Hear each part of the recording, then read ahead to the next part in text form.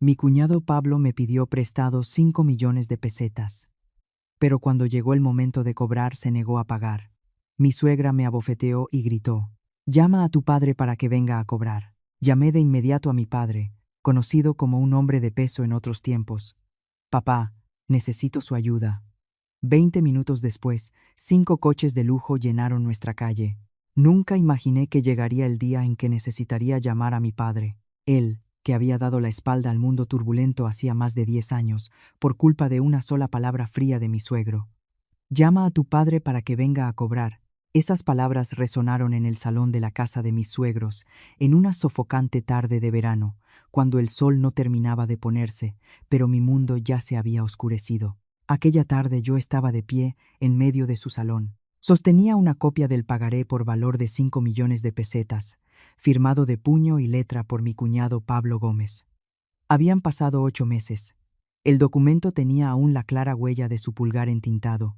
Lo había guardado durante todo ese tiempo, no por desconfianza, sino porque soy una persona cuidadosa. Confío en la gente, pero no soy ciega. Hablé con calma, de una manera que, si no prestabas atención, parecía que simplemente estaba pidiendo un favor. «Pablo, solo vengo a buscar el dinero para invertirlo en el negocio. Prometiste 3 meses, pero ya han pasado 8. Me esforcé por mantener la voz serena, porque en mi mente todo era sencillo. Ese dinero era mío, y era perfectamente normal querer recuperarlo. Pero Pablo ni siquiera se dignó a levantarse, ni mostró el menor atisbo de vergüenza. Estaba recostado en el sofá, absorto en su teléfono, y sonrió con descaro. «¿Cuándo te di yo dinero? ¿Tienes pruebas?». Esa pregunta fue como una bofetada que no vi venir. Lo miré fijamente, pensando que quizás había oído mal. Puse el documento sobre la mesa y lo empujé hacia él lentamente. «Tú lo firmaste. Incluso tenemos un vídeo de cuando lo firmaste». Él cogió el papel, lo echó un vistazo y soltó una carcajada. «Isabel, por favor, cualquiera puede fotocopiar una firma. Hoy en día hay 1000 maneras de falsificar». Sentí un golpe violento en el pecho. Jamás imaginé que mi cuñado, al que consideraba como un hermano de verdad, tendría semejante cara dura. Antes de que pudiera hablar, mi suegra Carmen se levantó de su silla de un salto, se acercó, arrancó el papel de las manos de Pablo, lo rasgó en dos delante de mis propias narices, y a continuación, una bofetada sonora aterrizó en mi mejilla en medio de su salón. El sonido de la bofetada retumbó en la habitación. Escuché el repentino silencio de los vecinos que conversaban afuera. Ella gritó: «¿Eres nuera de esta casa o no? Estás acusando a tu propio cuñado.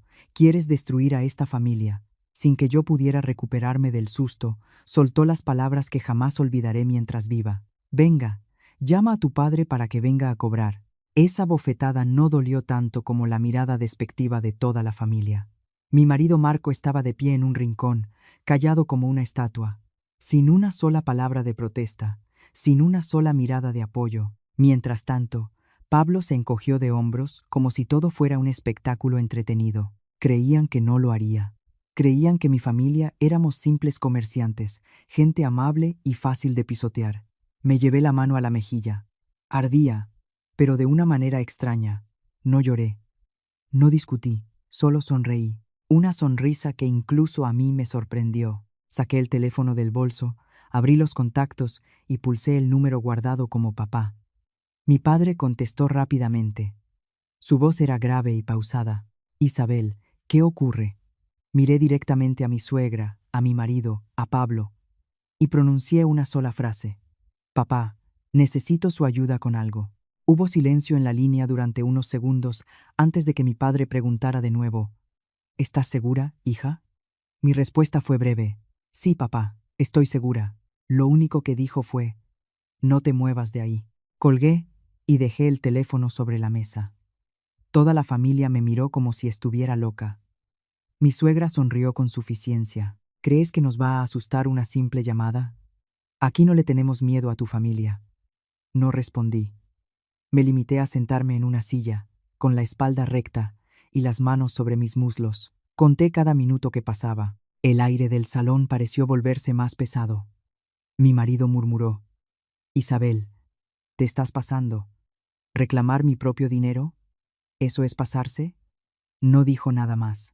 Exactamente 20 minutos después, desde la esquina de nuestra pequeña callejuela, resonó el ruido de motores de coches, no uno, sino varios, en fila. El suave chirrido de los neumáticos sobre el pavimento familiar se fue amplificando. Los vecinos empezaron a asomarse a sus puertas. Los niños salieron corriendo para ver qué pasaba. Me levanté y salí a la terraza. 5 elegantes SUV negros llenaron toda la calle. Sus puertas se abrieron al mismo tiempo. Bajaron hombres vestidos de manera formal, sin ruido, sin gritos, en silencio pero con una autoridad palpable. Escuché la respiración profunda de mi suegra a mis espaldas. Reconoció el coche del centro. Ya había visto a mi padre el día de nuestra boda, sentado a su mesa, riendo y saludando, pero nunca lo había visto con este aspecto. Se abrió la puerta del coche central y bajó mi padre. Llevaba una camisa blanca y pantalones oscuros. Tenía algunas canas en el cabello, pero su porte seguía siendo erguido. No traía ningún rasgo de matón, solo una mirada serena y afilada. Primero me miró a mí. Sus ojos no mostraban enfado ni preocupación, sino una certeza absoluta. Después, caminó lentamente hacia la puerta de la casa de mis suegros. Sus acompañantes se colocaron en 2 filas detrás de él, manteniendo una distancia prudente. Los vecinos murmuraban. Escuché a alguien decir en voz baja: «¿Qué está pasando? Esto es muy serio». Mi suegra retrocedió un paso, pálida como la cal, y mi marido también. Pablo, en cambio, solo entonces bajó el teléfono. La casa familiar de repente se quedó pequeña. Mi padre entró, miró alrededor y se detuvo en el centro del salón. Habló. Su voz era uniforme, pero cada palabra tenía un peso específico. «Estoy aquí como ustedes me pidieron». Todo el salón quedó envuelto en silencio, y supe desde ese momento que las reglas en esta casa habían cambiado para siempre. Después de que mi padre habló, el silencio en el salón fue tan intenso que podía escuchar cada tic-tac del reloj de la pared. Pero si me preguntan, ese no fue el momento en que sentí alegría, como un rayo de luz que irrumpe en la oscuridad iluminándolo todo, incluidas las cosas que había preferido ignorar durante años como nuera. Y en ese preciso instante, un largo hilo de recuerdos regresó a mi mente, como si alguien hubiera abierto un viejo baúl que llevaba tiempo cerrado. Comprendí todo lo que había tenido que pasar para llegar a este momento en que mi padre pisaba la casa de mis suegros. Camino. Había un largo camino de silenciosa resignación, de paciencia y de secretos que jamás le había contado a nadie. Me llamo Isabel Reyes, conocida como Isabel o Bel. Me casé a los 27 años, una edad que para muchos es la perfecta para casarse y formar una familia. No me casé por dinero, ni mucho menos por fama. Me casé con Marco Gómez porque entonces era muy amable conmigo. Hablaba con suavidad y siempre era cuidadoso en sus gestos. No era el tipo de hombre romántico, pero me daba una sensación de tranquilidad. Pensé entonces que un hombre bueno sabría valorar a su esposa. Mi error fue olvidar algo importante. Un hombre bueno no siempre es fuerte, y un hombre sin carácter se deja influir fácilmente por los demás. La familia de mi marido era propietaria de una conocida ferretería y almacén de materiales de construcción en nuestra localidad, en las afueras de Madrid. No eran exactamente ricos, pero tenían suficientes propiedades como para sentirse orgullosos y gustarles dictar a los demás. Mi suegra Carmen era el tipo de persona que decía las cosas aparentemente con suavidad, pero que te dejaban marcada durante mucho tiempo. La primera vez que me presentaron a ellos, me miró de arriba a abajo y dijo: «No necesitamos una nuera rica, lo que necesitamos es una nuera obediente». En aquel entonces yo era inocente. Creí que lo que quería decir era que era fácil de tratar y que no era materialista. Con el tiempo entendí que para ella, la palabra obediente no significaba respetuosa, sino someterse sin cuestionar, callar cuando te reprenden y agachar la cabeza cuando te insultan. Marco, recién casados, todavía era atento conmigo, pero con el tiempo fue aflorando su carácter de hijo que le tiene miedo a su madre. Una sola palabra de Carmen y él obedecía ciegamente. Cuando yo hacía alguna sugerencia, me decía que tuviera paciencia para mantener la paz familiar. Una vez le pregunté: «¿Hasta cuándo tengo que tener paciencia?». Su única respuesta fue: «Mamá ya es mayor. Déjala». A veces no podía evitar preguntar: «¿Y yo qué? Yo también soy tu esposa». Él se quedaba callado. Ese silencio, lo entendí más tarde, era su manera de elegir. La elección de no ponerse de mi lado, para no tener que enfrentarse a su madre. Mi cuñado Pablo Gómez me llevaba 2 años. Pablo tenía una lengua muy dulce. Cuando me llamaba cuñada Bel, siempre iba acompañado de ternura y familiaridad. Sabía cuándo elogiar en el momento justo, sabía cuándo quejarse en la situación adecuada, y sabía mostrar compasión para ablandar el corazón de los demás. Sin embargo, Pablo era vago. No le gustaba el trabajo duro. No quería que nadie le mandara, pero le encantaba darse la buena vida. Le gustaban las inversiones de rentabilidad rápida, del tipo que sacas 1 euro hoy y mañana ya tienes 2. Presumía de todo: criptomonedas, acciones, pisos para revender, proyectos poco claros. Su dinero nunca era transparente. Cuando tenía, derrochaba. Cuando no tenía, desaparecía o volvía a casa de sus padres con cara de pobre hombre. Yo, en cambio, no nací en cuna de plata. Gané mi propio dinero gracias a mi negocio online, que fui haciendo crecer poco a poco. Soy trabajadora y constante, y valoro la confianza. Para mí, 5 millones de pesetas no era calderilla. Era mi capital de trabajo para hacer pedidos de productos, pagar a los proveedores y mantener en marcha mi negocio. Muchos que oyen esa cifra dicen que si tienes dinero es normal prestárselo a la familia, pero no conocen mi vida. No saben que cada peseta que ahorré equivale a noches sin dormir y épocas llenas de presión. Por eso soy clara en los asuntos. Ayudaré, pero tiene que estar todo claro. Tiene que haber un documento. Rara vez hablo de mi familia, no porque me avergüence de ellos, sino porque esa es la recomendación de mi padre. El nombre de mi padre es Ricardo Reyes, pero es más conocido como Cardo, y antes tuvo cierto nombre en los barrios bajos de Madrid. No quiero alargar la vieja historia. Lo que sé es que una pelea en su tiempo acabó con la muerte de alguien. Mi padre estuvo en la cárcel 2 años. Cuando salió, ya no era el hombre de cabeza caliente que aparecía en los rumores.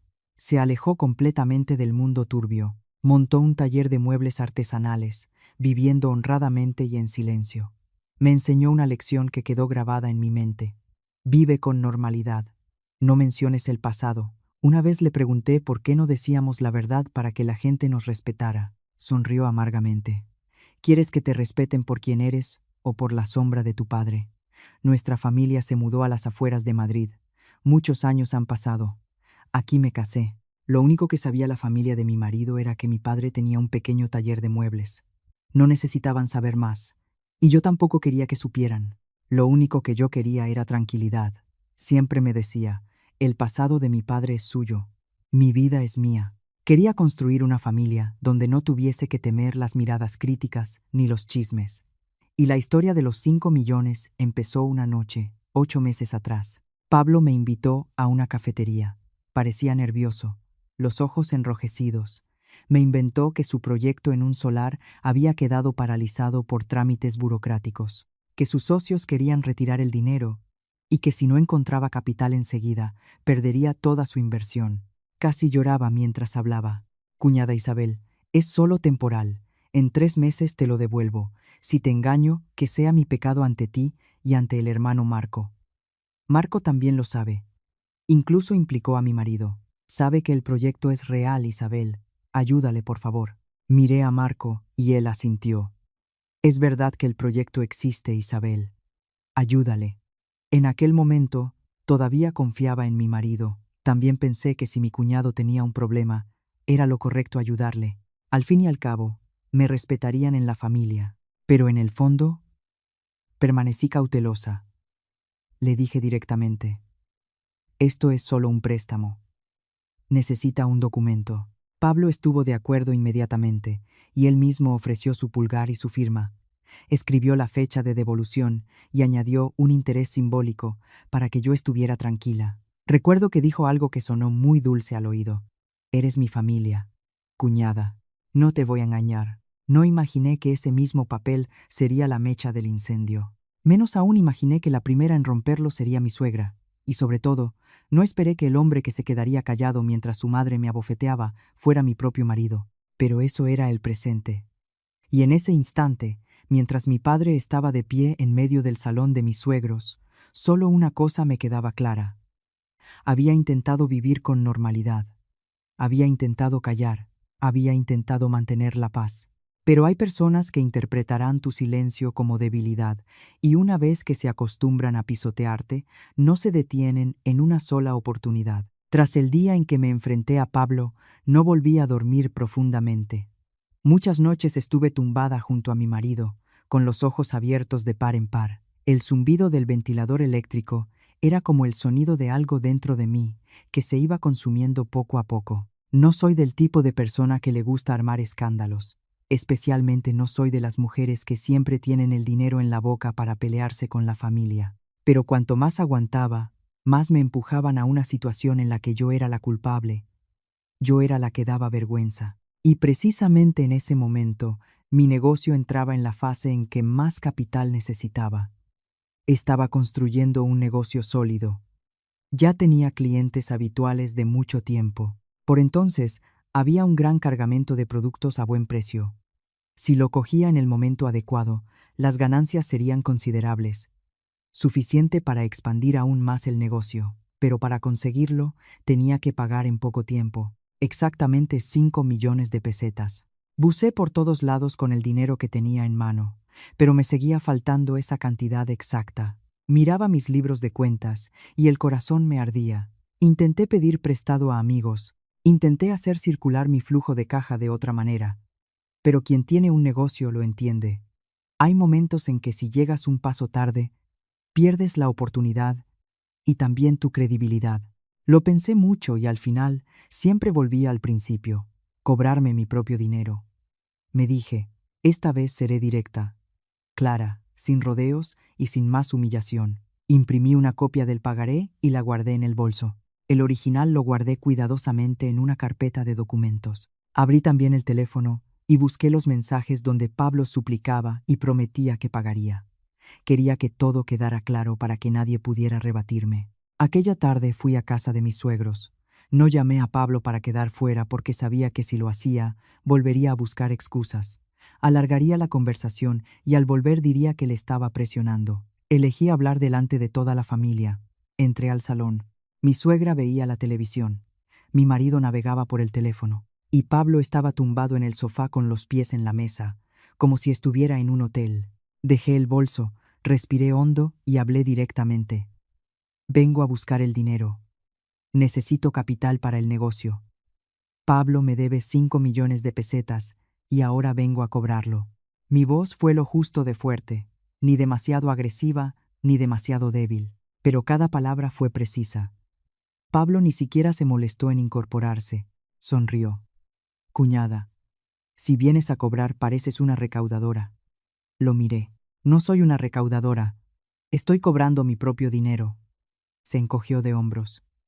¿Qué dinero? ¿Cuándo te di yo dinero? Abrí el bolso. Saqué la copia del pagaré, lo puse sobre la mesa y lo empujé hacia él. Aquí. Tú lo firmaste. Con tu huella también. Con fecha. Lo miró de reojo y se recostó. Aún más arrogante fue su voz.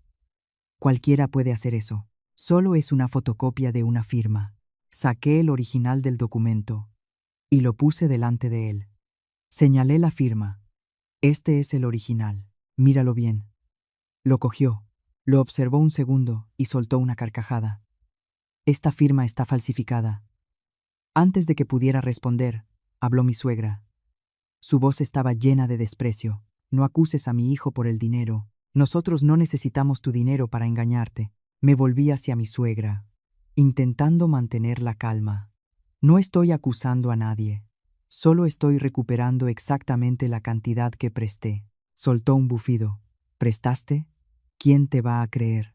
Vosotras las mujeres, puro cálculo. A lo mejor solo diste una pequeña cantidad y ahora la has convertido en 5 millones para ordeñarnos. Al escuchar eso, fue como si me exprimieran el corazón. Meses aguantando, intentando mantener la paz en esta casa, pero con una sola palabra de ella me convertí en una codiciosa y una mentirosa. Me volví hacia mi marido. Lo miré directamente a los ojos. Di algo. Estabas allí aquel día. Viste cómo firmó. Incluso asentiste y me dijiste que le ayudara. Marco guardó silencio. Un silencio tan largo que podía oír el leve sonido de la televisión. Esperé. Confié en que por lo menos una vez se pusiera de mi lado. Pero al final, suspiró y dijo una frase que me dejó el corazón entumecido. Isabel, déjalo pasar. Considéralo una ayuda a la familia. Lo miré. Los ojos se me nublaron de lágrimas. Pero no lloré. Solo sentí que algo se quebró dentro de mí. ¿Dejarlo pasar? ¿Una ayuda a la familia? De repente entendí que para él, mi dinero también era dinero de todos. El dinero que yo me había ganado con tanto esfuerzo. Él tenía el derecho de decir que lo dejara pasar como si fuera una limosna. Le pregunté. La voz me temblaba de rabia. ¿Qué dejarlo pasar? Es mi propio dinero. Mi suegra intervino inmediatamente. Su voz sonó como una sentencia. Que tuyo, desde que eres nuera de esta casa, tu dinero también es de esta familia. No te hagas ilusiones. Pablo seguía sentado. Me miraba con una mezcla de desprecio y emoción, como si estuviera viendo una obra de teatro. Ya no aguanté más. Dije con claridad, cada palabra. Lo repito por última vez. Los 5 millones de pesetas son dinero que le presté a Pablo. Los necesito y los voy a recuperar. No estoy pidiendo por favor.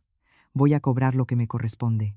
Tras hablar, mi suegra se levantó de repente, se lanzó sin pensar en quién tenía razón o no, y una sonora bofetada aterrizó en mi mejilla en medio de su salón. La bofetada dolió mucho y me zumbó el oído, pero lo más doloroso fue la humillación ante mi marido y mi cuñado. Gritó. Su voz era estridente. Eres nuera de verdad. Estás acusando a tu propio cuñado. ¿Quieres destruir a esta familia? Antes de que pudiera recuperarme del asombro, soltó las palabras que jamás olvidaré en toda mi vida. Venga, llama a tu padre para que venga a cobrar. Aquí no criamos víboras. Me quedé paralizada. En ese instante, vi claramente cada cara frente a mí. Mi suegra, llena de rabia. Mi marido, con la cabeza gacha, evitando mi mirada. Y Pablo sonriendo. Comprendí. A partir de ese momento, ya no era parte de la familia. Era solo una nuera a la que podían mandar, quitarle el dinero y abofetear cuando se atrevía a reclamar lo suyo. Me llevé la mano a la mejilla. Sentí el calor que se extendía por mi cara. No lloré. Tampoco grité. Solo los miré fijamente de una manera serena y escalofriante. Y en mi corazón, tomé una decisión. Si querían conocer a mi padre, se lo iba a conceder. Pero no para pelear, sino para que entendieran que hay cosas que, una vez que se cruza la línea, ya no se pueden volver a dejar como estaban. Salí del salón con paso firme, aunque me temblaban un poco las manos. De manera extraña, pero mi mente estaba clarísima y fría. Ya no escuchaba el sonido de la televisión. Ya no escuchaba los murmullos de mi suegra maldiciendo a mis espaldas. Solo sentía que una gran piedra me habían arrojado al pecho. No dolía como un pinchazo, sino como el hielo, extendiéndose poco a poco, absorbiendo toda mi debilidad. Estaba de pie junto a la puerta, mirando la familiar callejuela. Normalmente ese lugar era muy tranquilo. Raramente entraba algún coche porque la calle era estrecha. Los vecinos de allí eran amables, las cotillas escaseaban. Pero ese día sentí como si toda la callejuela estuviera esperando mi siguiente movimiento. Abrí el bolso y saqué el teléfono. En mis contactos, el número de mi padre estaba guardado de manera sencilla. Papá. Sin palabras adicionales, sin símbolo alguno.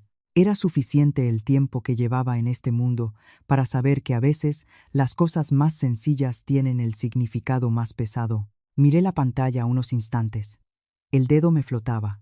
En mi mente apareció la imagen de mi padre en el taller de muebles, su camiseta con polvo de madera, sosteniendo una cinta métrica, trabajando mientras escuchaba la radio. El papá de hoy estaba muy lejos del que aparecía en los rumores de antaño.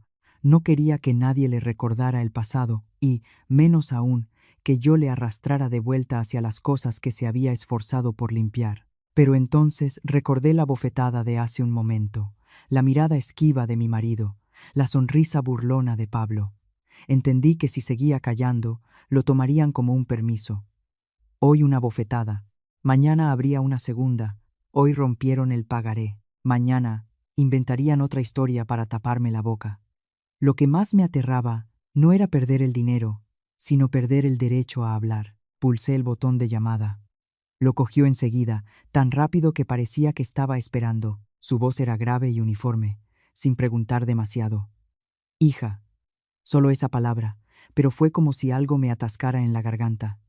No me quejé, no me lamenté, no lloré. Dije solo una frase con claridad. Papá, necesito su ayuda con algo. Mi padre guardó silencio durante unos segundos. Luego su voz bajó un tono. ¿Estás segura, hija? Lo entendí. No me estaba preguntando sobre el dinero. Me preguntaba si estaba segura de que le mandara ir a la casa de mis suegros, un lugar donde él mismo fingía que su vida era normal durante muchos años. Tragué saliva y respondí brevemente. Sí, papá, estoy segura. Solo me dijo una cosa. No te muevas de ahí. No discutas más. Respondí. Sí. Y colgué. La pantalla del teléfono se apagó, pero mi corazón siguió latiendo con fuerza. Volví a entrar en la casa, pero no regresé enseguida al salón. Permanecí en el pasillo intentando calmar mi respiración. En el salón, mi suegra seguía enfadada. Le decía a mi marido, así son estas mujeres. Hay que darles una lección. Cree que porque tiene dinero, puede hacer lo que quiera. Pablo le daba la razón, con cierta irritación. Se está pasando, mamá. Eso del dinero en familia se puede hablar más tarde. Mientras que Marco asentía sin parar, mirando de vez en cuando hacia la puerta como si temiera que alguien le escuchara. No hablé. Me senté en la silla de un rincón, la espalda recta, manos en las rodillas. No quería que vieran que me temblaba, menos aún que vieran que tenía miedo. Mi suegra me lanzó una mirada feroz. ¿Ya llamaste? ¿Dónde está tu padre? ¿Le has traído aquí para cobrar? Esperé. Seguí en silencio. Mi silencio la irritó aún más. Pero sabía que esta vez mi silencio no era por aguantar, sino por esperar. No llegaban ni 5 minutos cuando desde la esquina de la callejuela llegó el sonido de motores. Primero uno, luego dos, luego muchos más en fila. El sonido era completamente diferente al ruido habitual de las motocicletas. Profundo, pesado y seguro. Me levanté y salí a la terraza. Las puertas de los vecinos empezaron a abrirse. Algunos se pusieron de pie en medio de la calle para ver qué ocurría. Los niños salieron corriendo a curiosear. Exactamente 20 minutos. 5 elegantes SUV negros llenaron toda la callejuela. Las puertas se abrieron a la vez. Bajaron hombres vestidos formalmente. Sin escándalo, sin gritos, en silencio pero con total autoridad. Escuché la respiración profunda de mi suegra a mis espaldas. Reconoció el coche del centro. Había visto a mi padre el día de nuestra boda en una mesa, riendo y saludando, pero nunca lo había visto de esta manera. Se abrió la puerta del coche central y bajó mi padre. Llevaba una camisa blanca sencilla y pantalones oscuros. Algunas canas en el cabello, pero porte erguido. No traía ningún rasgo de pendenciero, solo una mirada serena y afilada. Primero me miró a mí. Sus ojos no mostraban enfado ni preocupación, sino una certeza absoluta. Después caminó lentamente hacia la verja de la casa de mis suegros. Sus acompañantes se pusieron en 2 filas detrás de él, guardando distancia suficiente. Los vecinos murmuraban. Escuché una voz baja. ¿Qué pasa ahí? Esto es muy serio. Mi suegra retrocedió un paso, pálida, y mi marido lo mismo. Pablo por fin bajó el teléfono. La casa familiar de repente se volvió asfixiante. Mi padre entró en el interior. Miró alrededor y se detuvo en el centro del salón. Habló. Su voz era pareja, pero cada palabra tenía un peso específico. Estoy aquí como ustedes me pidieron.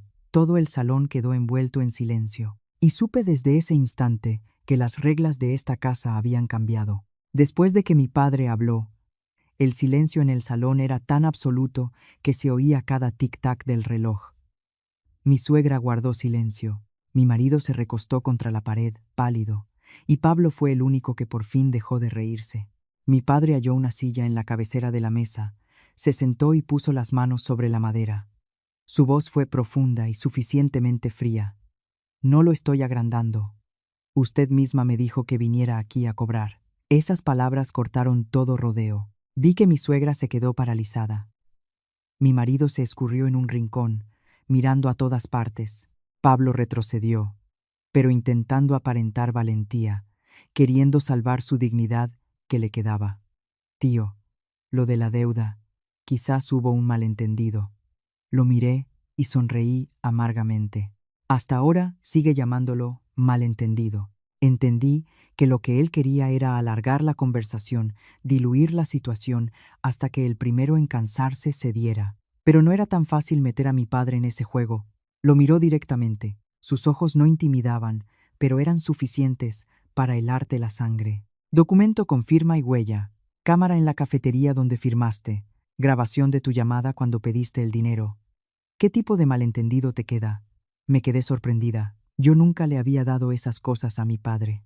Lo que yo tenía era solo el pagaré y los mensajes de texto.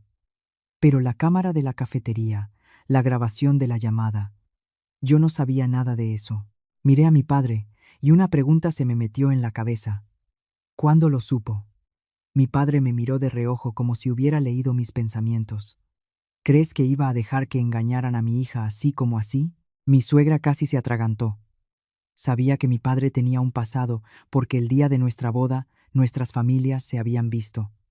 Habían saludado con normalidad, pero como mi padre vivía tranquilamente, fue considerándolo solo una sombra del pasado. Creyó que ese pasado era solo una sombra, y poco a poco empezó a tratarme como quería, confiando en que no tenía ningún apoyo real. Mi padre era, en su mente, solo un carpintero viejo en un taller de muebles. Mi padre no dio más vueltas, solo hizo una breve pregunta. ¿El dinero, lo devuelves o no? Pablo se mordió el labio. Miró a mi marido como pidiendo ayuda, pero Marco evitó su mirada. Vi claramente la escena de los dos hermanos. En el momento de la verdad, cada uno miraba por sí mismo. Pablo se volvió hacia su madre. La voz le tembló. «Mamá». Mi suegra, aunque aún intentaba mantener su superioridad, ya estaba nerviosa. «Cardo, ten paciencia. Son jóvenes. A veces se equivocan en los negocios». Mi padre la cortó, sin elevar la voz. «Si se equivoca, que diga que se equivocó». Pero abofetear a mi hija, romper el documento delante de ella y decirle que me llame para cobrar. ¿Qué tipo de equivocación es esa? Esas palabras hicieron enrojecer a mi suegra. Me miró. Quizás era la primera vez que me veía de pie, sin agachar la cabeza ni apartar la vista. El hombre de confianza de mi padre, que yo conocía como tío Bernardo, entró. Puso una carpeta sobre la mesa, aunque aún sin abrir, era visiblemente gruesa. Habló como si estuviera haciendo un informe de trabajo. Ya tenemos todas las pruebas. Mensajes de texto pidiendo el préstamo, registro de la transferencia bancaria, agenda de reuniones, grabación de la cámara en la cafetería, y también el videoclip cuando estaba presumiendo en la fiesta. Cuando escuché lo de la fiesta me quedé débil. No quería creerlo, pero esas cosas no aparecen de la nada. Pablo empezó a palidecer. Su palidez ahora era diferente a las veces anteriores en que le reclamaba. Antes podía sonreír, podía presumir porque creía que yo estaba sola, pero ahora sabía que la situación ya no estaba en sus manos. Dijo tartamudeando: «Tío, ¿me han estado siguiendo?» Mi padre le miró. Habló despacio. «No seguido todavía. Cuando hay noticias de que andas con un grupo de negocios sucios, que presumes de que soy yo, Ricardo Reyes, tengo que saber hasta dónde has llegado usando mi nombre». Lo escuché y se me erizó la piel. No solo me había engañado con el dinero, también había usado el nombre de mi padre para presumir y abrirse camino. La mirada de mi suegra empezó a cambiar. Quiso hablar. «Cardo, mira que es joven». Mi padre la cortó sin elevar la voz. «Tengo entendido lo que usted le dijo a mi hija, que la llamaba para cobrar. ¿A quién quiere que proteja?» Lo escuché y fue como si algo se me atascara en la garganta. Era la primera vez que escuchaba a los mayores hablar sin hipocresía. El aire de la habitación se congeló. Ya no se trataba de mantener la paz o de arreglar el problema dentro de la familia. Se trataba de la ley, del honor y de las consecuencias. Pablo hundió la cara en el suelo, llorando como un niño. Pero ya no lo veía como un cuñado digno de lástima. Veía a alguien que había ambicionado, apostado, me había arrastrado al barro y ahora empezaba a pagar. Miré mis manos. Todavía sentía el escozor en la mejilla donde me habían abofeteado. De pronto comprendí que esa bofetada no había sido solo un insulto. Fue el último empujón que me impidió volver a ser la persona que todo lo aguanta. Y en ese instante, una idea clara entró en mi mente. Si mi padre no hubiera venido hoy, si yo no hubiera tenido el valor de mantenerme en pie, Quizás la que estuviera arrodillada ahora sería yo, suplicando que me devolvieran el dinero, que pararan de pisotearme. Cuando pensé en eso, se me puso la piel de gallina y entendí aún mejor por qué mi padre me había dicho que no discutiera. Porque a veces, el silencio en el momento justo no es una derrota, sino acumular fuerzas para cruzar la última frontera. Tras arrodillarse Pablo, la casa de mis suegros ya no se sentía como el hogar de una familia.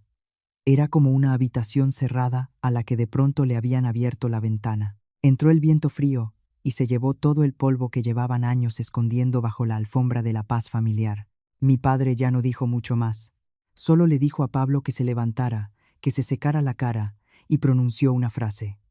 Ve a tu habitación. Apaga el teléfono. Desde ahora está prohibido que contactes a nadie de ese grupo. Pablo asintió repetidamente, todavía blanco, como si acabara de escapar del borde de la muerte. Esa noche, los 5 elegantes coches abandonaron en silencio la callejuela. Pero el silencio que quedó era aún más aterrador. Los vecinos se juntaban fuera, algunos miraban, algunos especulaban, algunos susurraban. Escuché que alguien decía en voz baja, hay un gran problema en esa casa. Dicen que están metidos en un negocio ilegal. Esas palabras fueron como agujas en mis oídos. No me asustaba que me difamaran, me asustaba que me mancharan sin darme cuenta. 3 días después, como dijo el tío Bernardo, Pablo fue convocado para declarar, salió como sin alma. Antes de subir al coche, se volvió hacia mí. La voz le salió ronca, cuñada, no me abandones. No respondí enseguida. Solo lo miré fijamente. Aún había rabia, pero ahora iba acompañada de otro sentimiento. Miedo. Miedo a la forma en que alguien puede deslizarse desde un simple préstamo para una inversión hasta un precipicio del que ya solo le falta dar unos pasos para caer al fondo. Lo que me sorprendió fue que mi padre no actuó como un mafioso, como muchos imaginaban. No llamó para amenazar. No mandó gente para hacer daño. Solo hizo una cosa. Entregó todas las pruebas a un abogado reconocido. Todo pasó por el proceso legal, limpio y ordenado. Mi padre me dijo, ya pagué en su momento por un momento de furia. No voy a dejar que tú pagues por la estupidez de otros. Al escuchar eso, sentí algo atascado en la garganta. Entendí que no solo me estaba protegiendo a mí, también se estaba protegiendo a sí mismo, su decisión de dar la espalda a aquella vida pasada. Pero actuar legalmente a veces no aligera el corazón. Al contrario, da más miedo, porque es señal de que las verdaderas consecuencias están por llegar. La confusión en toda la familia de mi marido era evidente. Mi suegra ya no podía gritarme. Mi marido ya no podía decirme que lo dejara pasar. Pablo apenas salía de su habitación. Los teléfonos sonaban sin parar, pero no los cogían. A veces vi que le temblaban las manos a mi suegra mientras sujetaba un vaso de agua. El vaso chocaba contra sus dientes con un sonido escalofriante. Yo tampoco estaba tranquila. No era una persona ajena, sin ninguna implicación en el asunto. Yo era la que había prestado el dinero. Yo era la primera arrastrada al lío. Siempre tenía miedo de que un día alguien llamara a la puerta, preguntara mi nombre y mi relación con ese grupo. Lo que más me aterraba era que mi padre se viera involucrado de nuevo, que desenterraran el pasado y le pegaran una etiqueta que llevaba tanto tiempo intentando quitarse. En medio de esa atmósfera pesada, de repente mi suegra apareció en casa una tarde. Ya no era arrogante como antes. Vino sola, sin mi marido, sin Pablo. Al entrar habló en voz baja, como si tuviera miedo de que los vecinos la oyeran. Isabel, retíralo todo. La familia lo pide por favor. Estaba en la cocina. Todavía tenía harina en las manos de amasar el pan. Lo escuché y el pecho se me encogió. Me volví hacia ella. La mujer que me rompió el documento me abofeteó y me llamó con desprecio. Ahora estaba delante de mí con los ojos enrojecidos. Pero en lugar de ablandarme enseguida, algo más frío me recorrió el pecho. Pregunté, no muy alto, pero lo suficiente para que oyera cada palabra. Cuando mamá me abofeteó, ¿me consideró entonces de la familia? Se quedó paralizada. La boca se abrió, pero no salió ninguna palabra. Vi en su silencio la vergüenza, el miedo, pero no lo que más necesitaba, la confesión. Quería que retirara todo, no por compasión hacia mí, sino por miedo a las consecuencias. Antes de que pudiera hablar, vibró mi teléfono. El tío Bernardo sin rodeos. Señora Isabel, mire esto. Luego usted decide cómo habla con la otra parte. Abrí el mensaje. Aparecieron varias fotos del extracto bancario. Miré las primeras líneas y se me nubló la vista. Había una transacción de 500,000 pesetas desde la cuenta de la empresa de mi marido, transferida a un nombre conocido con la nota escrita, pago al socio de seguimiento. Me quedé fría. Lo leí una y otra vez como si tuviera miedo de equivocarme, pero no me equivoqué. El número de cuenta, el nombre de la empresa, la fecha de la transferencia, todo estaba claro. La voz de mi suegra en el salón fue bajando de volumen de repente. En mi mente solo había una pregunta. ¿Por qué había una transferencia de dinero desde la cuenta de la empresa de mi marido? Esa noche, cuando llegó Marco, no fui con rodeos. Puse el teléfono sobre la mesa, abrí la foto del extracto bancario y lo empujé hacia él. Explícame esto. Lo miró y de inmediato palideció. Cogió el teléfono, lo echó un vistazo y lo dejó como si se hubiera quemado. Dijo tartamudeando: yo solo firmé en nombre de Pablo. Lo miré fijamente durante mucho tiempo, tanto que empezó a apartar la mirada. Pregunté despacio, cada palabra como un corte. ¿Firmaste en nombre de él para qué? ¿Te lo pidió Pablo? ¿O lo hiciste por tu propia voluntad? Tragó saliva, la voz bajita. Me lo pidió, dijo que era para el pago del seguimiento de unos productos. Escuché la palabra productos y se me encendió un fuego frío por dentro. Giré la cabeza y le miré. ¿No preguntaste qué tipo de productos? ¿No te extrañó? ¿O pensaste que mientras hubiera beneficio estaba bien? Marco guardó silencio, silencio como siempre que lo regañaba su madre. Pero esta vez su silencio no era debilidad, era como una confesión sin palabras. Le dije, no muy alto, pero contundente: ¿no me escuchaste cuando me abofetearon? Guardó silencio. Continué. ¿No me escuchaste cuando dijeron que llamara a mi padre? ¿No escuchaste cuando me acusaron? Guardó silencio. Terminé la conversación. Callas porque creías que aguantaría. Si aguantaba, tú estabas seguro. De repente Marco se levantó. Elevó la voz. No por rabia hacia mí, sino por miedo. Isabel, no lo hagas más grande. Si esto sale a la luz, me hundes. Lo miré y de pronto el corazón se me calmó. Me hundes. Al fin. Dijo lo que realmente le importaba. No el dolor que sentía yo, no que su hermano se había perdido en el camino equivocado, no el error de su madre, sino su propio hundimiento. De repente me vino a la mente lo que me dijo cuando yo reclamaba el dinero, su suspiro como si fuera un consejo amable. Isabel, déjalo pasar, considéralo, una ayuda a la familia. Entonces creí que quería la paz. Ahora lo entendí. Tenía miedo de que yo investigara. Quería que me callara para que no saliera su secreto a la luz. Miré a mi marido y vi claramente al hombre que prometió protegerme, y ahora estaba dispuesto a usarme de escudo. Pregunté con voz tranquila, pero que le partía el corazón: ¿cuánto sabías de mis 5 millones? La pregunta no era solo sobre el dinero, era sobre la verdad. Marco se quedó paralizado. Se sentó en la silla, blanco como el papel. Pasaron varios segundos antes de hablar, con voz baja. Sabía que su negocio era peligroso. Lo miré. ¿Qué tipo de peligroso? Tragó saliva. Contrabando de mercancías, importaciones sin impuestos. Dijo que daban beneficio rápido. Escuché eso y el corazón me dio un vuelco. No soy inocente como para no saber que existen esas cosas en el mundo.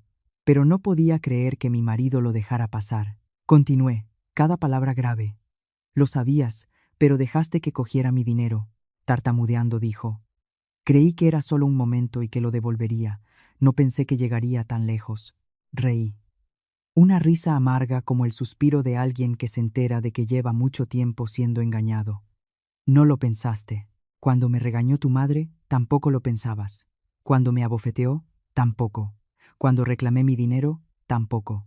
Al parecer vives de lo que no piensas para no responsabilizarte. Señalé el extracto bancario en el teléfono. ¿Y este $500,000 de pesetas qué es? Marco miró hacia abajo. Las manos entrelazadas, prietas. Los nudillos de los dedos, blancos. Confesó como si se estuviera confesando. Puse dinero. Dijeron que era un cargamento de rápido beneficio. Puse 500. 000 para ganar enseguida y ya está. Me quedé paralizada. Aunque ya lo intuía al escuchar su confesión, fue como si me dieran un puñetazo en el pecho. Le pregunté, ¿dónde pusiste dinero? Bajito respondió, había un cargamento, decían que daba rápido. Puse 500,000 para ganar pronto y salir. Lo miré con los ojos fríos, así que no solo firmaste, estabas dentro. Marco levantó la vista, los ojos enrojecidos. Solo quería ganar algo para la familia. Le corté, ¿para la familia o por tu codicia? Guardó silencio. Continué dejando caer los clavos uno a uno. Cuando lo viste peligroso, ¿cuál era tu plan? Marco jadeaba. El plan era dejar que Pablo lo arreglara. Él lo había metido. Él respondería. Escuché eso y me helaron las manos. Claro, el plan era echarle toda la culpa al hermano, y si el asunto explotaba, yo, que había dado el dinero, también saldría salpicada mientras él se escondía detrás de no sabía nada. Me vino a la mente lo que me había dicho cuando reclamaba el dinero. Su suspiro como si fuera un amable consejo. Isabel, déjalo pasar. Considéralo una ayuda. Entonces creí que quería la paz. Ahora lo entendí. Tenía miedo de que yo investigara. Quería que me callara para que su secreto no saliera. Miré a mi marido y le pregunté con voz serena, ¿me escuchaste cuando me abofeteó tu madre? Guardó silencio. Seguí. ¿Me pidió alguien que creyeran en mí cuando me acusaron? Guardó silencio. Terminé. Callas porque creías que aguantaría. Si aguantaba, tú estabas seguro. De repente Marco se levantó. Elevó la voz, no de rabia hacia mí, sino de miedo. Isabel, no lo hagas más grande. Si esto sale a la luz, estoy hundido. Lo miré y de pronto el corazón se me calmó. Hundido. Al fin dijo lo que realmente le importaba, no el dolor que yo sentía, no que su hermano se hubiera perdido, no el error de su madre, sino su propio hundimiento. No discutí más. Entré al cuarto, cerré la puerta con toda mi debilidad dentro y me senté en el borde de la cama. No lloré, solo estaba agotada. Como alguien que acaba de salir de una larga tormenta, cogí el teléfono y llamé a mi padre. Me lo cogió, la voz aún grave y firme. Hija, ¿cómo estás? Dije directamente. Papá, si esto sale a la luz, Marco también está implicado. Mi padre guardó silencio varios segundos. Luego me preguntó algo que me dolió en el corazón. ¿Quieres todavía salvar a tu marido? No era fácil responder a esa pregunta. Era como si me pusieran ante dos caminos. Uno, mantener lo que llamaba familia, intentar aligerar la situación para mi marido, sacarle del barro. O dos, aceptar la realidad de que él mismo había elegido el barro y que yo solo había caído salpicada. Pensé en los años de esfuerzo, en las veces que callé por la paz, en la bofetada de mi suegra, en la mirada esquiva de mi marido, en las palabras «déjalo pasar» que en realidad significaban «cállate, para que yo esté a salvo». Respiré hondo. Ya no me temblaba la voz. Desde el día de aquella bofetada, papá, ya no tengo marido. Mi padre no me reprendió. Solo suspiró ligeramente, como si lo esperara, y dijo una frase que me erizó la piel porque sabía que no era una amenaza, sino una advertencia. Entonces prepárate. Ya no hay vuelta atrás. Colgué el teléfono y miré al techo. Lo que sentía ahora no era miedo como los días anteriores, era una determinación extraña. Si había llegado tan lejos, no podía querer solo quedar limpia, pero también quería mantenerlo todo entero. Hay familias que cuando se les derrumba la base podrida, cualquier encubrimiento es solo temporal. Y supe que la parte más difícil de la historia apenas comenzaba. Después de la llamada a mi padre, me quedé sentada mucho tiempo en la habitación a oscuras. El sonido de los coches afuera era como una cuerda apretándose en mi corazón. Ya no lloré. Quizás se me habían agotado las lágrimas desde la bofetada de mi suegra. Solo quedaba una fría lucidez. Salí del cuarto. Miré a Marco directamente a los ojos y dije cada palabra con claridad. Elige, ponerte de mi lado o guardar ese secreto tuyo. Marco se sorprendió y cambió el tono de inmediato, suplicando, como si con volverse tierno desapareciera todo. Me equivoqué, Isabel. Dame una oportunidad de cambiar. Te lo prometo, no me volverá a pasar. Lo miré y pregunté con aquella voz calmada que más le asustaba. ¿Cómo vas a cambiar? empujándome a mí y a mi padre al precipicio, mientras tú lo miras desde fuera. Se detuvo. Quiso decir algo, pero volvió a callarse. Como siempre, al día siguiente, mi padre me mandó llamar al taller. No hablamos dentro de la casa, sino fuera, donde había olor a madera recién cortada, como si quisiera que respirara hondo para recordar quién era yo y cuánto valía vivir con honestidad. Estaba el tío Bernardo y un hombre de camisa blanca, que hablaba despacio pero tenía una mirada aguda. Me lo presentaron como el abogado. Mi padre dijo: a partir de ahora, nada de emociones, todo según la ley, todo limpio. El abogado desplegó los papeles y me fue preguntando cada detalle. ¿Cuándo se transfirió el dinero? ¿Dónde se firmó el pagaré? ¿Hay testigos? ¿Quedan mensajes? El tío Bernardo fue mostrando las pruebas adicionales. El video en el bar, la grabación de audio donde Pablo presumía, diciendo que era el nombre de mi padre quien le respaldaba, la lista de números de teléfono y el calendario de reuniones. Miré todo aquello y se me erizó la piel. Pero al mismo tiempo, todo quedó clarísimo. Había creído que era solo un problema sencillo de deuda. Ahora me daba cuenta de que me habían llevado al borde de un precipicio. Mi padre dijo una frase que nunca olvidaré. No vine aquí a cobrar dinero.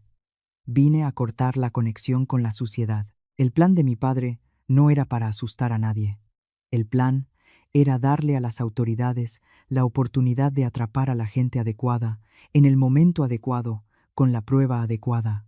Para el futuro, si alguien se atrevía a decir que mi familia estaba implicada, yo podría decir con la cabeza alta: fui víctima. Cooperé. No me escondí.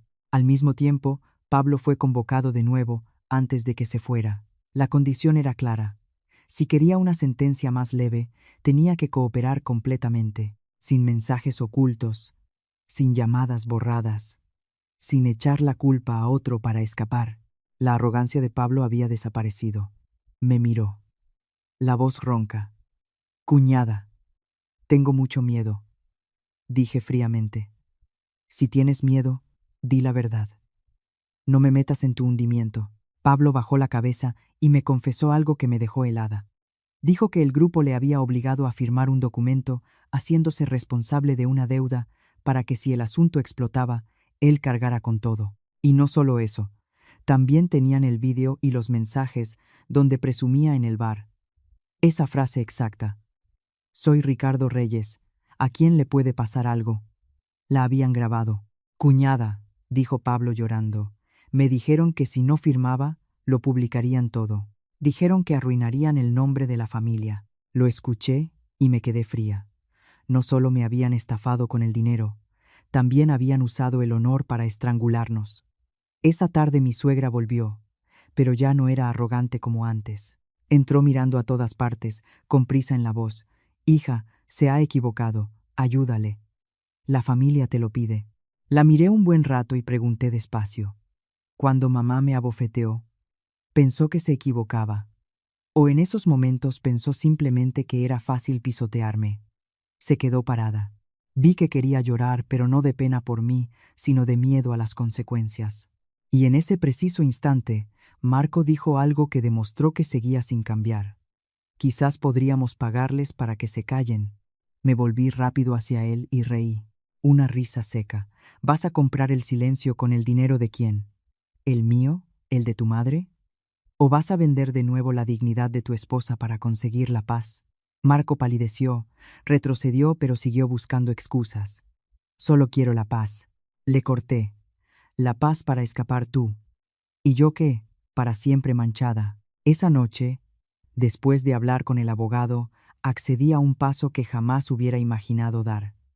Acepté reunirme una vez con el socio del grupo, no para negociar, sino para confirmar su debilidad, su codicia y su confianza ciega.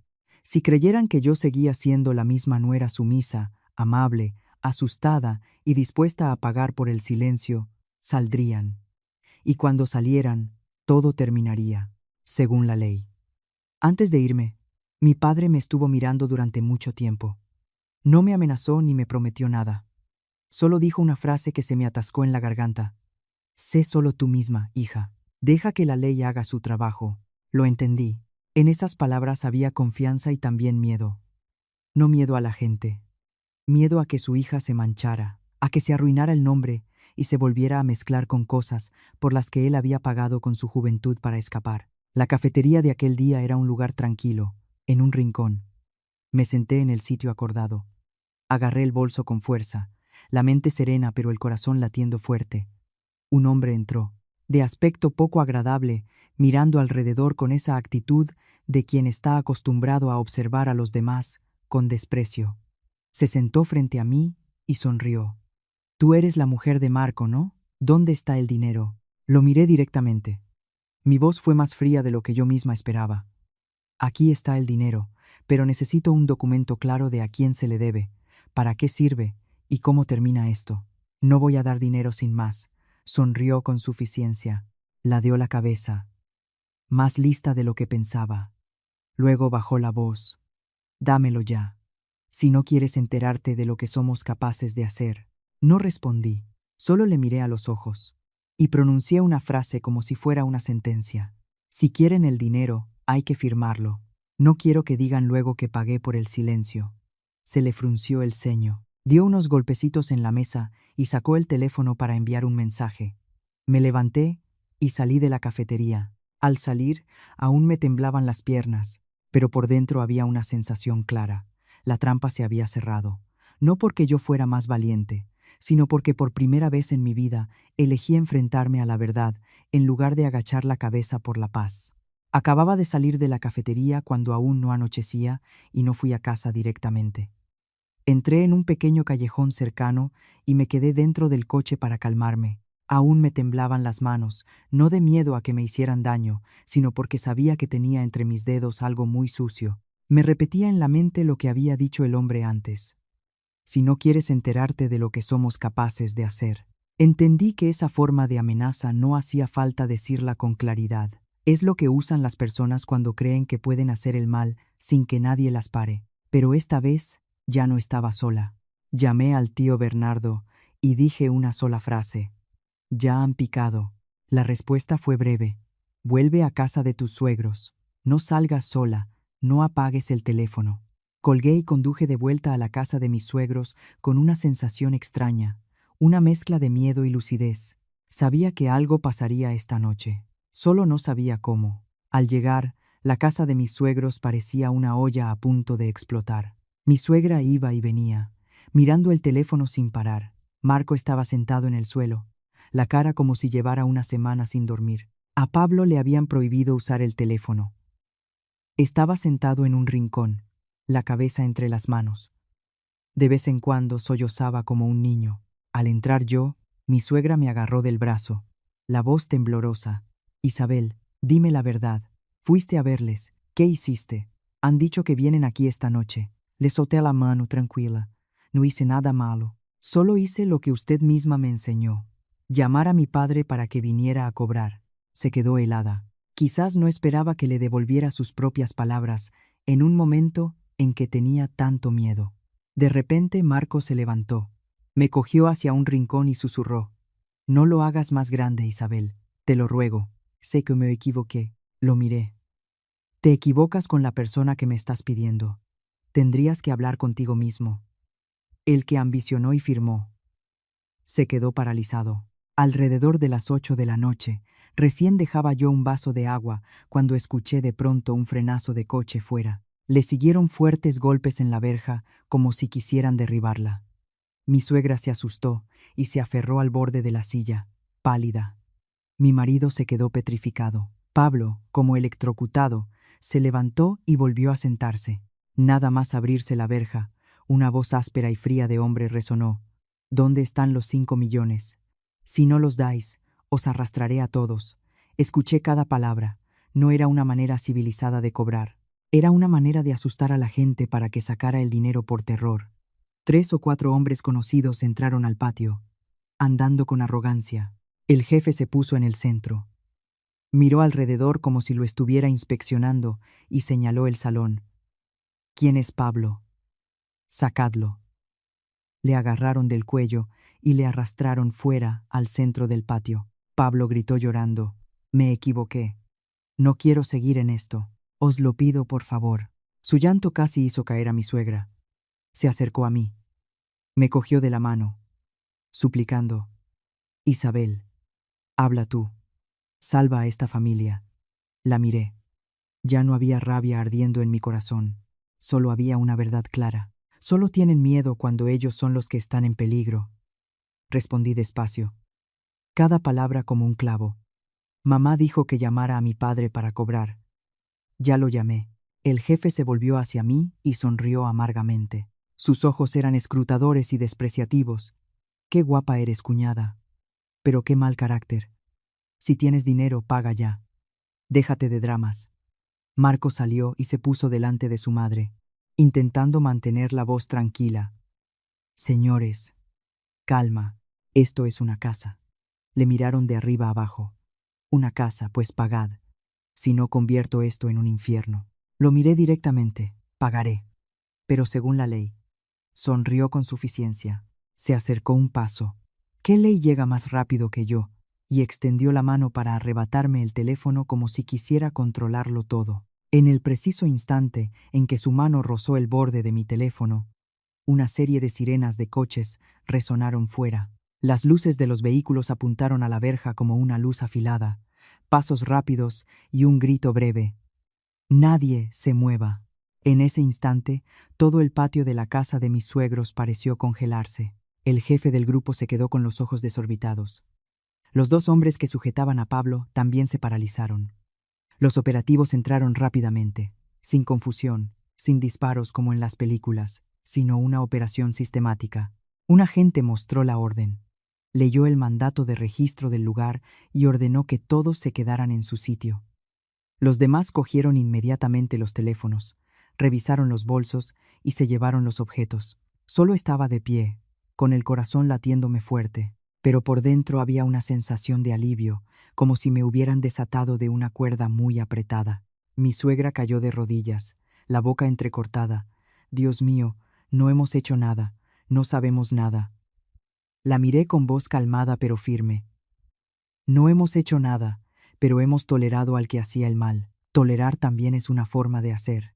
Marco palideció. Cuando los agentes le preguntaron por una transacción bancaria y mencionaron las 500,000 pesetas de la empresa, fue como si le absorbieran todas las fuerzas. Le ordenaron que se preparara para la investigación, para aclarar el flujo del dinero.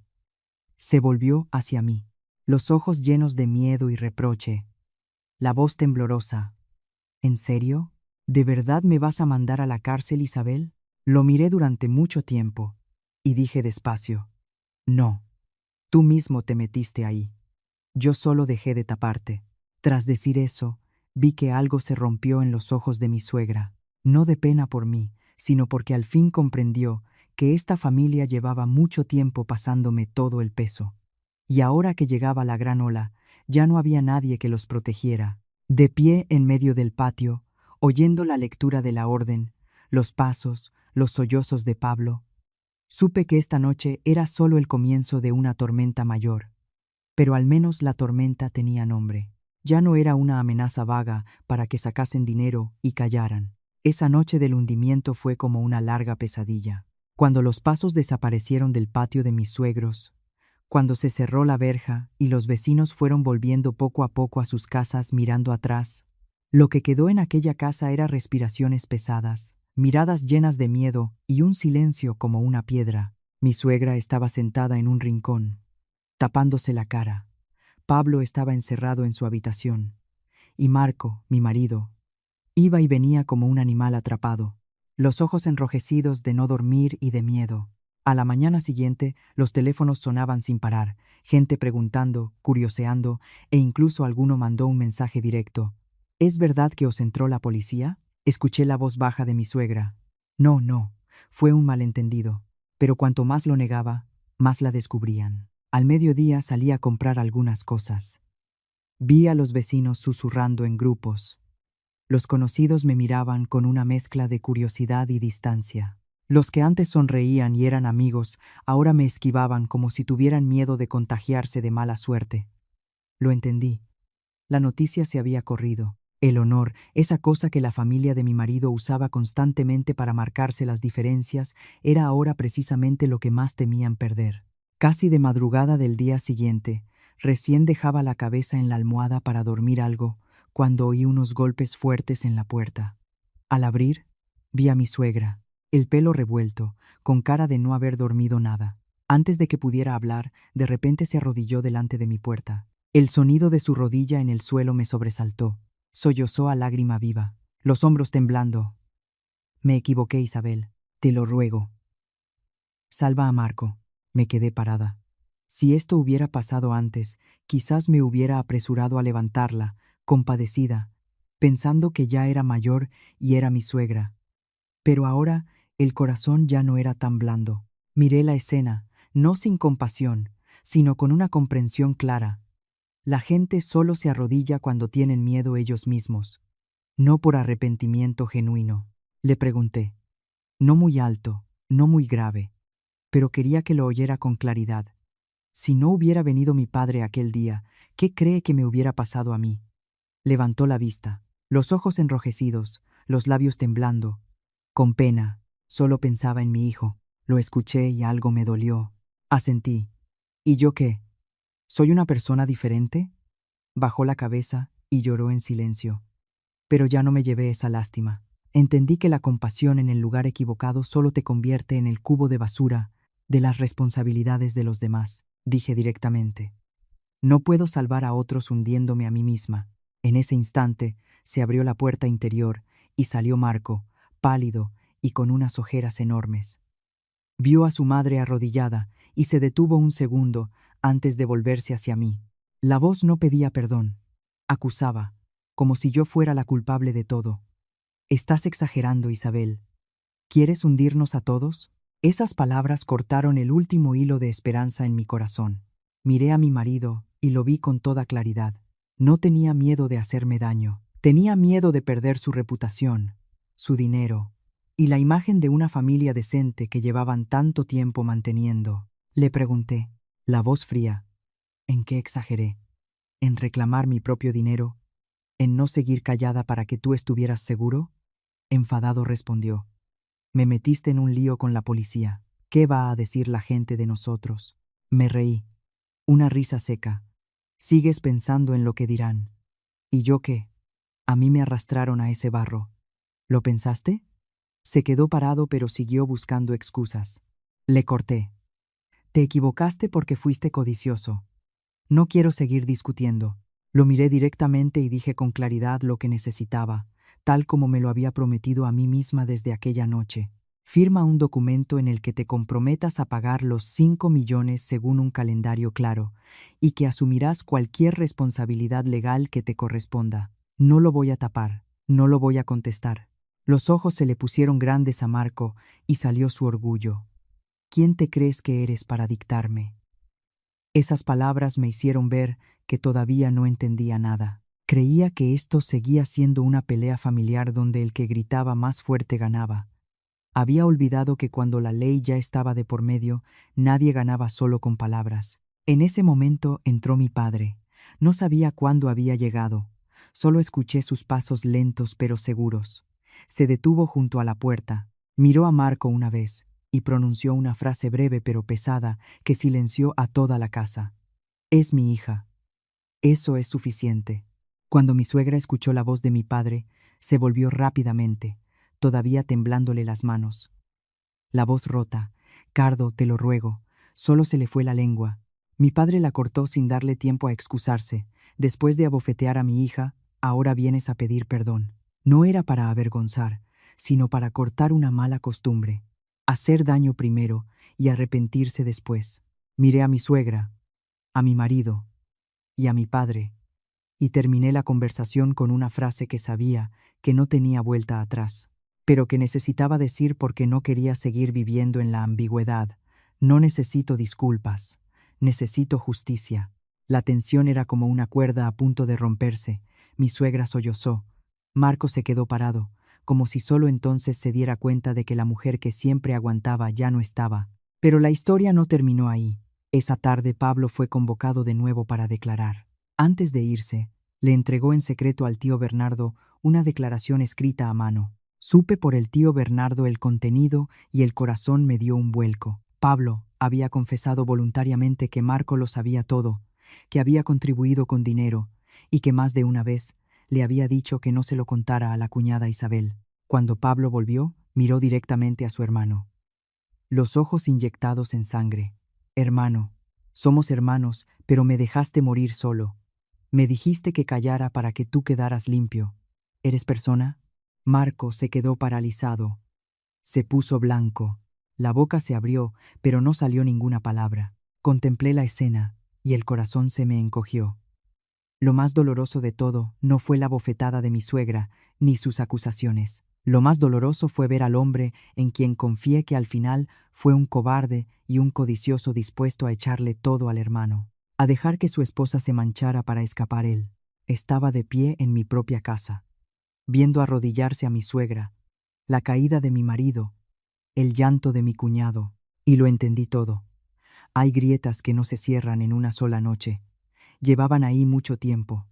Solo las tapaba yo con la palabra paciencia. Y ahora esa palabra ya no podía tapar más la verdad.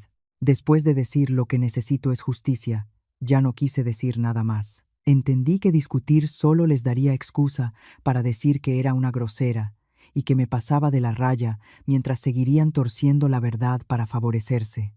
Como siempre, entré al cuarto, cerré la puerta a toda mi debilidad y empecé el paso más claro: separación de finanzas, corte de vínculos y cierre de todos los posibles riesgos. No armé escándalo. No fui a contárselo a los parientes. No me puse a publicar quejas en redes sociales. Solo hice las cosas de forma que si algún día tenía que mirar a alguien a la cara, pudiera decir con la cabeza alta que había hecho lo correcto. Seguí la ley. Al día siguiente, mandé llamar al abogado a casa. Elegí reunirnos en el salón de la casa de mis suegros. Sin secretos, sin susurros. Quería que todo fuera abierto, para que nadie pudiera inventar la historia de que yo estaba haciendo algo malo. El abogado trajo los documentos y explicó brevemente. Los 5 millones de pesetas eran una deuda personal entre Pablo Gómez y yo. Había pruebas de transferencia bancaria, pagaré, mensajes de texto. La rotura del documento original no anulaba la obligación porque había copia, pruebas digitales y registros bancarios. Miré a mi marido y dije directamente: firma esta declaración jurada que confirma que fuiste testigo de que este préstamo es una deuda personal de Pablo y no dinero de la familia. Como dice tu madre.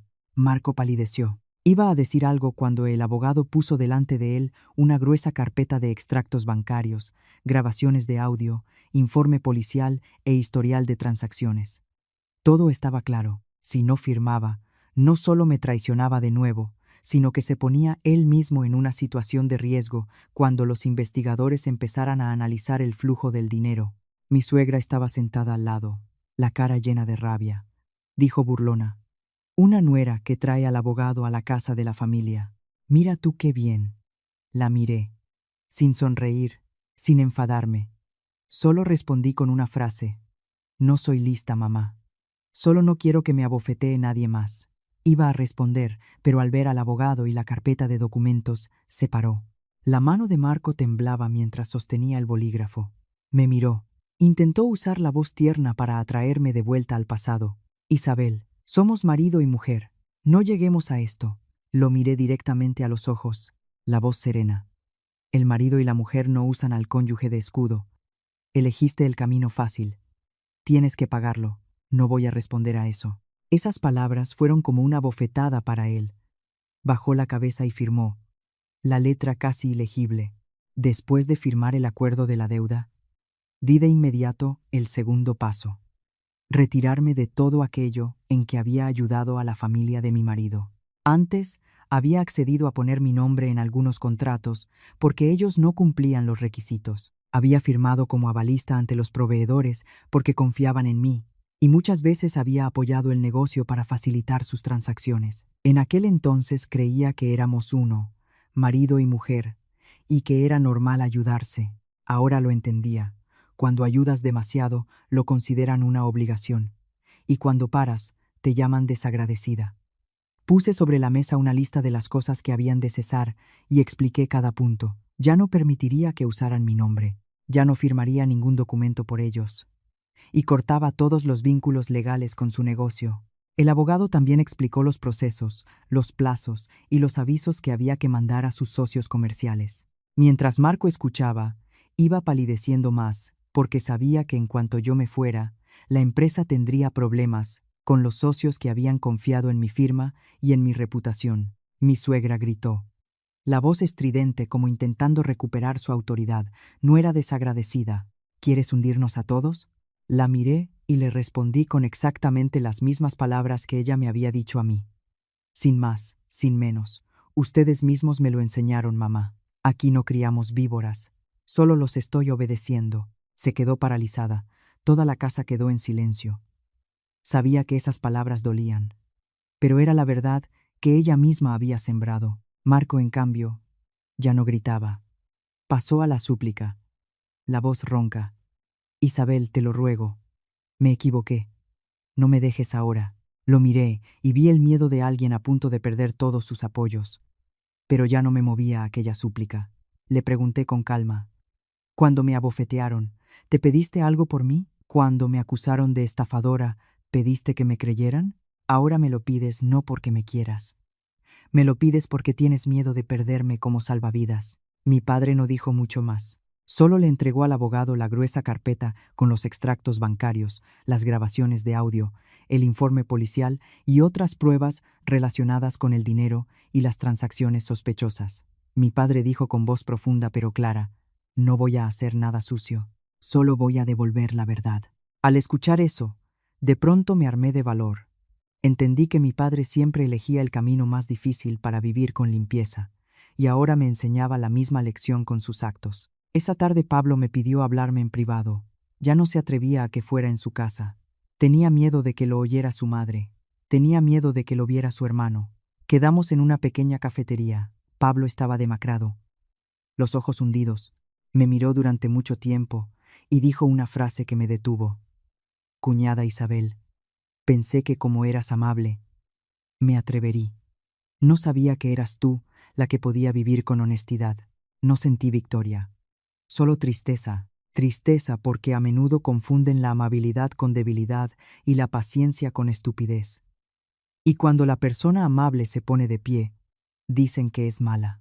Le dije a Pablo, pagarás por tus errores, pero no te voy a empujar al barro, solo me paro para dejarte caminar por tu propio camino. Pablo bajó la cabeza. Brotaron las lágrimas.